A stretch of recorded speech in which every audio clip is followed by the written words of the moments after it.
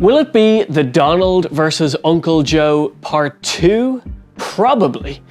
But this Monday, January the 15th, marks the official start of primary season in the US. So what's it actually all about? This is when individual states decide on their preferred candidate for the presidential election in November. First up is Iowa for the Republicans on Monday. Now, the system is conducted through either primaries or caucuses, depending on the state.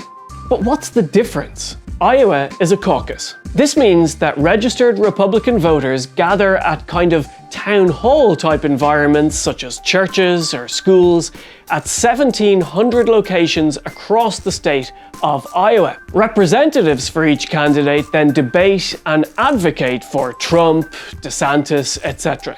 Finally, the voters register or caucus their preferred candidate, often by old school methods such as simply sticking your hand up in the air, and these votes are then tallied across the state of Iowa, resulting in a winner.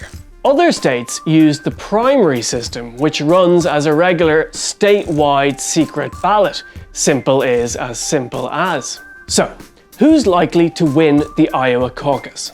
Trump is currently averaging a staggering 53% in the poll of polls.